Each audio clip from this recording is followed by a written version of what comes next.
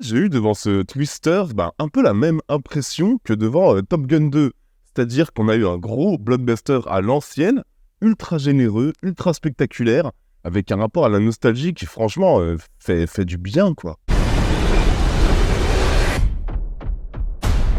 Bonjour tout le monde, bienvenue dans cette critique qui est absolument garantie sans aucun spoiler de Twister, donc le nouveau film sorti aujourd'hui, et qui est la suite de Twister. Et je pense que vous êtes nombreux à avoir un petit peu, comme moi, grandi avec le premier Twister. C'est vraiment un des films d'aventure / catastrophe qui a un peu, rythmé ma jeunesse. Un de ces films qui m'a bombardé de scènes qui sont quand même restées longtemps dans ma tête, notamment la scène du cinéma, à laquelle je repense souvent, je trouve que c'est quand même vachement bien réalisé. Et sans que je puisse pour autant le qualifier de film référence, c'est quand même un film pour lequel j'ai quand même une certaine tendresse, quoi. Et du coup, a été annoncé assez récemment le projet Twisters, donc la suite / quasi remake en quelque sorte du premier. En tout cas, une suite en standalone qu'on peut aussi complètement aller voir, même si on n'a pas vu ou grandi avec le premier film.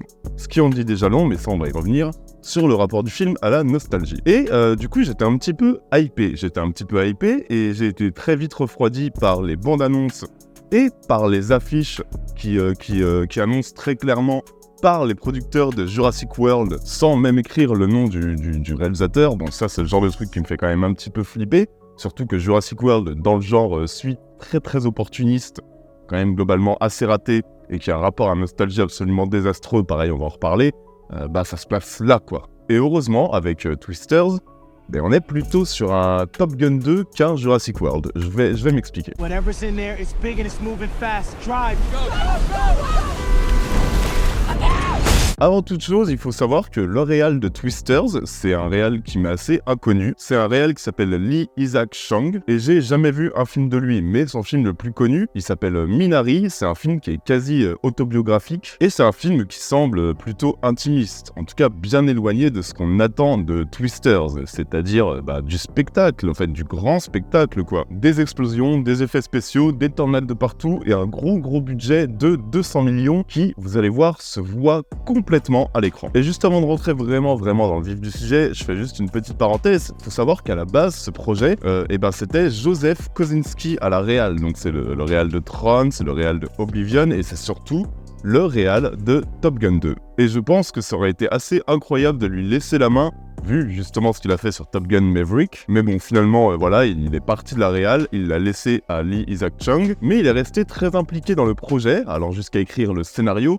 Et ça se voit complètement. Parce que les similitudes entre Twisters et Top Gun 2, moi franchement pendant le visionnage, elles m'ont direct popé en tête. D'abord, l'histoire, sans aucun spoiler évidemment, comme je l'ai dit, de Twisters. On va suivre Kate Cooper, qui est une scientifique qui est absolument traumatisée par la chasse aux tornades et qui se voit contactée par un de ses anciens amis pour l'aider à mieux comprendre ce phénomène météorologique et pour pouvoir les anticiper, les détruire et sauver des vies. Elle va donc se remettre au boulot, se remettre à chasser des tornades, et elle va rencontrer sur son chemin Tyler Owens, un autre chasseur de tornades qui est un YouTuber absolument insouciant et accro au danger, et oh là là, est-ce que vous sentez déjà venir le personnage insupportable? Et pourtant, non. Vraiment, c'est le genre de personnage qui aurait pu être un cliché vivant absolument chiant durant tout le film.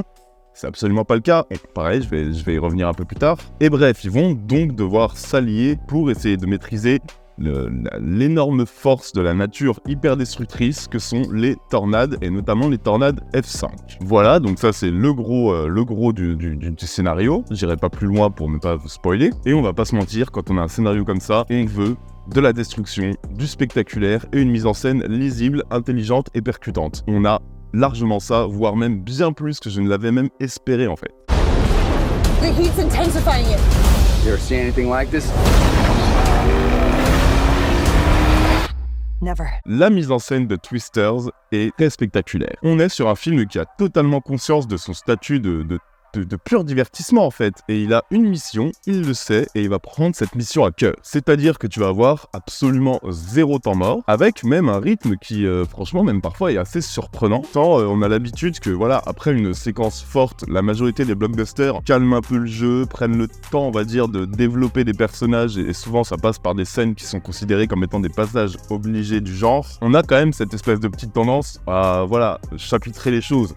on a un moment fort, on a une séquence un peu plus calme avant de retourner à un autre moment fort. Twister s'affranchit un petit peu de cette construction-là. Et à peine on sort d'une séquence marquante et impressionnante qu'il y en a déjà une autre qui se prépare et qui surgit brutalement. Et ça, croyez-moi, ça aide largement à garder quand même un sacré rythme du début à la fin du film, quoi. Enfin, tu te retrouves vraiment devant un film décomplexé et généreux et hyper plaisant et hyper agréable qui pourrait être sorti dans les années 90, mais avec les effets spéciaux très réussis, avec les effets spéciaux d'aujourd'hui. Et c'est une vibe qu'on avait aussi devant Top Gun 2, et croyez-moi, c'est une des grandes forces de ce Twisters. Il y a un côté très très ludique dans cette apparition des tornades. Bon, c'était déjà une des forces du premier Twister. Ici, c'est poussé à l'extrême. Les tornades fusionnent, les tornades grandissent d'un coup, les tornades n'ont jamais été filmées de manière aussi impressionnante. Honnêtement, je vois pas de film qui parviennent à retransmettre à ce point le gigantisme des tornades, et je m'attendais pas à une telle virtuosité de la part d'un réalisateur que je connaissais finalement assez peu, qui me paraît assez jeune et qui a jamais dirigé un blockbuster pareil.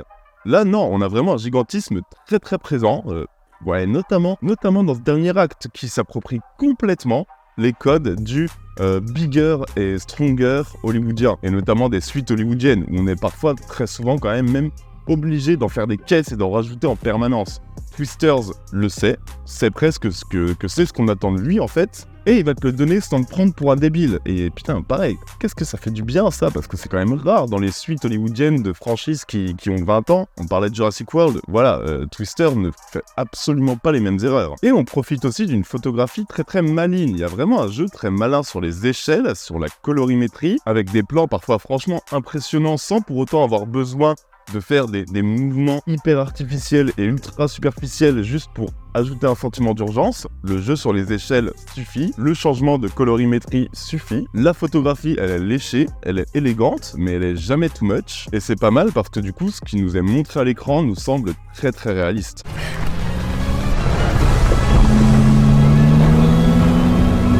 Il y a des victimes collatérales dans Twisters, même beaucoup en vrai, et croyez-moi, le budget on le voit à l'écran, bien plus que dans la majorité des films hollywoodiens qui ont 100 millions d'euros de plus, 100 millions de dollars en plus, et qui préfèrent dépenser tout ça dans un casting ultra bankable et ultra cher. Les 100 millions de plus, ils partent souvent dans des cachets artificiellement ultra gonflés. Dans Twisters, on sent que chaque dollar, il a été dépensé pour t'en foutre plein la gueule à l'écran. Et qu'est-ce que j'attends de plus d'un blockbuster en vrai? Et c'est ce qui m'amène à une autre grosse force de ce film, c'est-à-dire que Twisters, qui est un projet qui aurait pu être un projet purement et simplement opportuniste et mercantile, un peu comme aurait pu l'être Top Gun 2, et ben il est finalement très très malin dans son écriture et dans son rapport à la nostalgie. Et ça, franchement, je pense qu'on doit quand même à un homme en particulier, c'est Joseph Kosinski. L'écriture de Joseph Kosinski, elle est juste géniale. Je veux dire, on avait vu avec Top Gun Maverick, c'est quand même un cinéaste qui a une conscience totale de ce que les gens veulent voir en rentrant de la salle de cinéma, et qui va te le donner, mais sans aucune prétention, sans aucun opportunisme, sans aucun cynisme. Il a complètement conscience de tes attentes et il va s'amuser à te les combler tout en se permettant quelques surprises et tout en offrant une vraie qualité d'écriture sur les séquences, on va dire, passage obligé du genre, les séquences qui sont souvent les points faibles des blockbusters type Marvel ou des mauvais blockbusters hollywoodiens. Vous voyez ces séquences de discussion qui, sur le papier, sont censées un peu enrichir le background des personnages, ces séquences un peu style séquence émouvante, où le personnage est torturé par rapport à son passé, etc. Il va y en avoir dans Twisters, mais j'ai envie de, encore une fois, remettre ça en lien avec Top Gun 2. Top Gun 2, c'est un blockbuster d'action ultra spectaculaire, ultra efficace, mais personnellement, moi, ce que je retiens, c'est plus la scène de discussion entre Val Kilmer et Tom Cruise, que je trouve d'une justesse et d'une intelligence folle, plutôt que les cascades qui sont pourtant, sur le papier, l'intérêt numéro 1 du film. Mais il y a une vraie intelligence dans l'écriture, une vraie justesse, et je trouve que dans Twisters, on retrouve aussi cette justesse-là, et ça fait, vraiment, c'est une énorme plus-value. Les scènes type, émouvantes, un peu plus lentes, etc., elles sont jamais gratuites, elles enrichissent vraiment les personnages, elles ruissellent d'idées d'écriture et de mise en scène, notamment par rapport au trauma de l'héroïne que j'ai trouvé j'ai trouvé ça traité de manière beaucoup plus subtile que ça aurait pu l'être. Et je trouve en fait qu'il y a une maîtrise totale de ce que fait Kosinski de ses personnages. Je veux dire, les passages obligés dans l'évolution du personnage sont bien là, mais ils sont si bien écrits, tellement mieux écrits que dans la majorité des blockbusters, qu'on les accepte et qu'en fait on aime ces personnages. C'est aussi une grande force ça. Il y a zéro fausse note, il y a zéro mauvais goût, il y a franchement des personnages à la trajectoire ultra à la fois surprenante et cohérente, ce qui est un petit exploit quand même en 2 heures de film, et notamment de films d'action où il y a quand même des longues séquences spectaculaires qui auraient pu ne rien apporter au personnage, mais il y a l'intelligence de faire passer des émotions, des sentiments et une construction des personnages par l'action, chose qui est quand même aussi une belle plus-value. Et le résultat, c'est que j'aime en fait tous les personnages, même ceux qui ont une ligne de dialogue, même ceux qui sur le papier sont pas ultra définis. J'ai aimé tous les personnages de Twisters, je me suis attaché à tous les personnages, y compris et surtout, on va pas se mentir, celui du personnage de YouTuber qui est interprété par Glenn Powell, qui est pourtant un personnage qui aurait vraiment pu être insupportable et être un vrai cliché sur pattes, quoi. Tyler Owens calls himself a tornado wrangler. If you feel it, Et ben en fait, Kosinski, ce personnage, il va s'amuser, et c'est l'exemple parfait de son intelligence dans le traitement et dans la caractérisation, je trouve. Il va s'amuser à absolument déconstruire ce perso et les clichés que toi-même tu as sur lui, c'est-à-dire que moi, sa première apparition et tout ce qui... Enfin, vraiment, même les 20 premières minutes, je me disais, mais c'est quoi ce beauf? Ça va vraiment être le point faible du film. C'est son point fort. Il forme vraiment un duo terriblement attachant avec l'excellente Daisy Edgar Jones.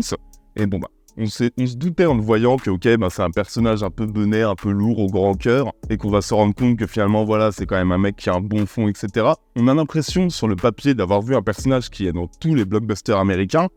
Et en fait, je trouve que la trajectoire, plus l'écriture de Kosinski, plus l'intelligence d'un Glenn Powell qui assume de le jouer quasiment en roue libre et du coup le rend particulièrement attachant, bah tout ça fait qu'en fait ce personnage vraiment je l'aime en fait.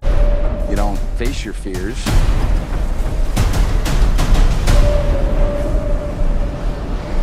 You ride 'em. Enfin pour moi cette idée symbolise absolument une grande force de Twisters, c'est-à-dire que je trouve qu'il y a une tendance actuelle à Hollywood, quand on ressuscite une franchise vieille de 20 ans, enfin voilà, je pense au Halloween, je pense au Jurassic World, un petit peu par opportunisme, enfin un petit peu complètement par opportunisme, et ben je trouve que la tendance c'est plutôt d'utiliser la nostalgie pour un peu cracher sur son époque, l'époque moderne, et juste lâcher des gros ouais, c'était mieux avant. Par exemple, Colin Trevorrow dans Jurassic World, la manière dont il filme un public absolument désabusé qui n'en a plus rien à foutre des dinosaures, qui n'arrive pas à s'extasier et à voir la magie là où elle est, enfin, c'est... Il y a un regard très critique sur son époque. Et en fait, dans Twisters, pas du tout, quoi. En fait, on sent, par la mise en scène, par l'écriture, que les gens derrière le projet aiment le cinéma de 2024. Et ils aiment leur époque, et ils cherchent à la comprendre. Il y a vraiment un véritable amour de ces personnages, il y a un véritable amour des codes hollywoodiens qui sont ici honorés, mais vraiment honorés d'une excellente façon. On profite des nouveaux codes que le cinéma et que les blockbusters ont instaurés, et on en fait quelque chose de beau, de léger, de tendre en fait, et presque de... Oui, presque... Enfin moi le discours c'est vraiment, ok, j'adore ce que je fais, j'adore cette époque, et j'adore ce... qu'est devenue ma société actuelle. Et en fait, j'ai envie de dire, ça fait du bien, quoi. Tous les personnages, même ceux qui sont des personnages totalement issus de notre époque, le youtubeur en est le parfait exemple, sont des personnages qu'on apprend à vraiment beaucoup aimer sans aucun cynisme. Et en fait, ça fait du bien de voir un blockbuster qui aime ces personnages et qui aime le cadre spatio-temporel dans lequel ils se situent. Et c'est rare quand tu regardes dans les franchises un peu ressuscitées comme ça. En plus de ça, voilà, on a un casting qui n'a pas besoin de longues séquences explicatives pour être attachant. Je trouve qu'elle est mise à part, si je vais être un peu taquin, le petit temps mort avec la mère de notre héroïne. Bah en fait, tous les autres personnages, vraiment, je les aime en une réplique. Et en fait, pour un blockbuster estival, bah voilà, comme je l'ai dit, vraiment une belle plus-value de ressortir avec un tel sourire aux lèvres, d'avoir vu du grand spectacle, du grand spectaculaire, sans aucun cynisme, un film qui a conscience de tes attentes et qui te dit ok bah regarde je vais te les combler de la plus belle et de la meilleure des façons possibles. Et c'est une vibe qu'on avait aussi devant Top Gun 2 et croyez-moi c'est une des grandes forces de ce Twisters. Donc voilà ouais, Twisters, sacrée réussite inespérée en vrai. Et je trouve que le duo Kosinski et du coup le réal qui m'était assez inconnu mais j'ai envie de me pencher sur ses autres œuvres du coup, fonctionne parfaitement. C'est le film parfait à aller voir en famille ou juste pour aller voir un gros divertissement estival qui fait du bien et qui ne vous prend pas pour des débiles. Allez en salle, allez au cinéma, c'est le genre de film pour lequel tu es heureux de payer ton ticket. Voilà les amis, petite vidéo, à la base j'avais pas prévu de faire une vidéo sur Twisters, je savais pas du tout quoi en attendre et j'en espérais vraiment pas tant, mais voilà, du coup je voulais faire cette petite critique là-dessus. Vous savez que comme d'habitude, nous on se retrouve dimanche pour un gros format, avec le retour d'un format qui je pense va vous plaire, ça fait longtemps que j'en ai pas fait. Donc voilà les amis, nous on se retrouve dimanche prochain, d'ici là prenez soin de vous, allez voir Twister et n'oubliez pas que vous êtes les meilleurs. Ciao à tous, bisous.